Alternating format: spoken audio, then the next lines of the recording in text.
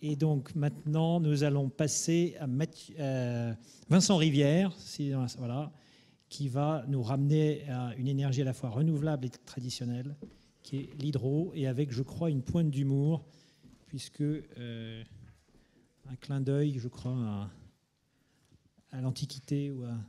Ouais, la barre est haute. La barre est haute. Ok, merci beaucoup. Donc, je vais tâcher effectivement de prendre la relève avec un petit clin d'œil à la présentation précédente sur le fait que, vu de 1870, l'eau était sans doute une énergie d'avenir. Il y a sans doute à faire encore beaucoup avec l'eau, mais on fait déjà pas mal avec l'eau comme combustible. Donc, je m'appelle effectivement Vincent Rivière et vous noterez que c'est un aptonyme. Merci de votre invitation à m'exprimer devant vous. Je vais le faire au nom d'EDF Hydro, dont je suis le directeur pour le Massif central, la Bretagne, la Normandie. Mais je vais surtout le faire mu par mon envie de vous faire partager les atouts de cette belle énergie qui est l'hydroélectricité. Alors, on va tâcher de maîtriser la bête. Hop, voilà, on y est presque. OK. L'hydroélectricité, en effet, c'est aujourd'hui la première des énergies renouvelables. C'est souvent assez méconnu. C'est la première énergie renouvelable, d'abord parce qu'elle compte dans le paysage énergétique. On produit aujourd'hui en France environ 10 à 20% de l'électricité qui est consommée en France à base d'hydroélectricité. Ça dépend de la quantité de combustible qui nous tombe du ciel. Et ça représente un peu plus de 70% du total de l'énergie renouvelable produite en France. Un peu plus de 70% du total de l'énergie renouvelable produite en France. C'est aussi la première des énergies renouvelables parce que, tout simplement, c'est la seule qui a trouvé sa place économiquement dans le marché. Et à quelques exceptions près sur les petits aménagements hydroélectriques, ça veut dire qu'elle relève d'un modèle qui est indépendant de la subvention publique. Et c'est la seule aujourd'hui. Enfin, c'est la première des énergies renouvelables parce que, alors, au début j'avais prévu de vous dire parce que c'est la plus ancienne, je préférerais dire que c'est celle qui se trouve depuis le plus longtemps inscrite dans nos paysages, parce que par la suite de mon exposé, et Thierry Lepère l'a dit juste avant, ce dont je voudrais vous convaincre, c'est de la modernité de cet outil qui est l'hydroélectricité.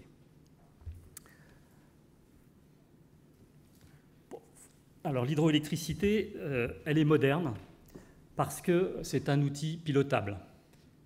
Pilotable, ça veut dire que c'est une énergie qui est flexible et stockable.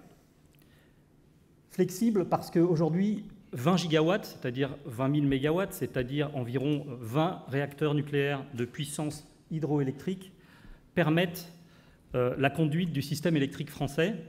Et on dispose d'aménagements, encore une fois souvent discrets, au cœur de nos vallées, qui relèvent de puissance de l'ordre de 2 réacteurs nucléaires, 2000 mégawatts, qui sont démarrables en 5 minutes. 2000 mégawatts qui sont démarrables en 5 minutes. Et c'est le cas, par exemple, sur l'aménagement Durance-Verdon, en région sud. C'est le cas sur l'usine de Grand Maison, dont vous avez une représentation ici. C'est le cas dans la vallée de la Truyère, dont je suis responsable actuellement, à la limite entre l'Aveyron et le Cantal. Donc l'hydroélectricité est une énergie flexible. C'est aussi une énergie qui est stockable. On le voit à travers l'aménagement de Grand Maison que je viens de détruire en passant au slide suivant, et que je viens également de décrire, à travers les stations de transfert d'énergie par pompage, mais également à travers les aménagements de lacs ou d'éclusées. Vous en connaissez tous, il y a des grands noms qui sont un peu plus connus, comme Serponçon par exemple. Et à travers le stockage de l'eau, ces grands réservoirs sont aujourd'hui le seul moyen de stocker de l'énergie, encore une fois sous forme d'eau, mais à échelle industrielle.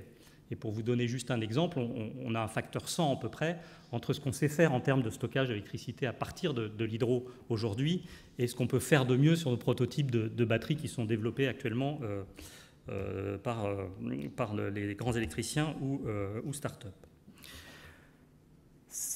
Pilotable, flexible, stockable, ça veut dire que l'hydroélectricité est une partenaire de choix, j'ai écrit une grande sœur bienveillante pour les énergies nouvelles, pour les autres énergies renouvelables, dont une des particularités est d'être intermittente. Je vous ai mis sur ce transparent 2 exemples de projets qui sont développés et qui sont sur le point de sortir pour celui de droite et qui est déjà opérationnel pour celui de gauche, de centrales intelligentes à gauche couplant production hydroélectrique, on est sur la Durance, production photovoltaïque, production éolienne, une petite intelligence embarquée de prévision météo, et on arrive à une centrale intelligente combinant toutes les énergies nouvelles. À droite, vous avez quelque chose de plus classique, ou qui va devenir plus classique, c'est du PV flottant. L'hydro est donc un atout majeur dans la transition énergétique, à titre propre, comme énergie renouvelable, mais aussi comme cheval de Troie des autres énergies nouvelles. Mais l'hydro est aussi d'une singulière modernité parce qu'elle est au cœur des attentes des territoires. On ne peut pas parler d'hydroélectricité sans parler de partage de la ressource en eau, d'où le clin d'œil annoncé par Luc Poyer, merci. On sait qu'EDF est l'acteur majeur de l'hydroélectricité en France, on sait moins qu'EDF gère aujourd'hui 75% des eaux de surface en France, dans une gestion durable, équilibrée, qui combine les différents enjeux qu'on retrouve autour de la ressource en eau et de nos grandes retenues. J'ai parlé des enjeux énergétiques. On a évoqué tout à l'heure, en parlant du biométhane, du biogaz, les externalités relatives aux enjeux socio-économiques. L'eau potable, une grande partie de l'eau potable, par exemple, de Marseille, Aix et de la région est issue des grandes retenues EDF des Alpes du Sud. Le tourisme autour des retenues, mais également à l'aval de nos barrages pour la pratique des sports de vive, par exemple, ou de la pêche. L'irrigation, ici dans le bassin Adour-Garonne en particulier, avec le soutien des étiages de la Garonne ou de ses affluents, et l'industrie pour sécuriser la source froide d'un certain nombre d'aménagements sensibles. Cette gestion durable et équilibrée de la ressource en eau, elle va de pair nécessairement avec la production d'hydroélectricité. Elle annonce également un moyen de lutter contre les effets néfastes du changement climatique qui, toutes les études le disent, ne va pas forcément rendre plus rare la ressource en eau, mais va rendre plus chaotique, plus erratique l'accès à cette ressource avec l'enchaînement de périodes de grande sécheresse et d'épisodes de crues et d'inondations fortes. Et le fait de disposer de grands réservoirs et de capacité à lisser les débits des cours d'eau relève d'un atout qui va se montrer considérable. Un petit mot sur les autres enjeux, au-delà de l'enjeu environnemental, sur lequel je ne voudrais pas passer sans m'y arrêter un petit peu, en disant que c'est aussi un facteur de biodiversité, de régulation des débits pour nos cours d'eau. Je vais passer sur ce slide qui démontre juste notre capacité à travailler sur les externalités autour de nos retenues. Celui-ci a vocation à rappeler qu'un acteur industriel au cœur des vallées, dans des territoires qui sont souvent des territoires reculés, des territoires de montagne, des territoires ruraux, peut apporter, s'il fait attention, comme c'est le cas d'EDF, à faire profiter de ces marchés les entreprises locales, peut également apporter une activité importante au territoire.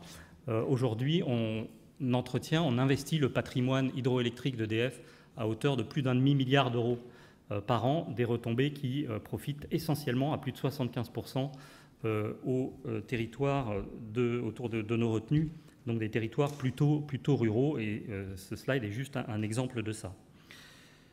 Nos salariés, évidemment, s'investissent également dans ces vallées.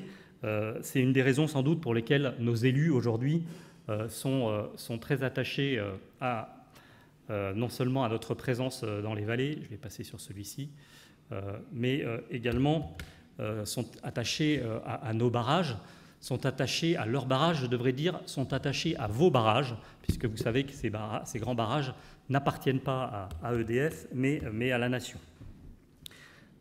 Ils structurent souvent le paysage, ils sont aussi parfois très discrets, c'est une des raisons pour lesquelles on oublie souvent l'hydroélectricité, et c'est une des raisons pour lesquelles je voudrais rappeler que l'hydroélectricité, énergie renouvelable, performante, est essentielle dans la transition énergétique et la lutte contre le dérèglement climatique, mais que c'est aussi une source d'opportunités pour nos territoires. Et je vous remercie de m'avoir donné l'occasion d'en partager avec vous toute la modernité. Merci. Merci beaucoup. Donc, on va passer donc de la grande sœur, merci Vincent, à la fois pour l'exposé très complet, l'humour, et puis il y avait même quelques messages implicites que vous avez tous bien perçus. tout au long du fil rouge de Vincent.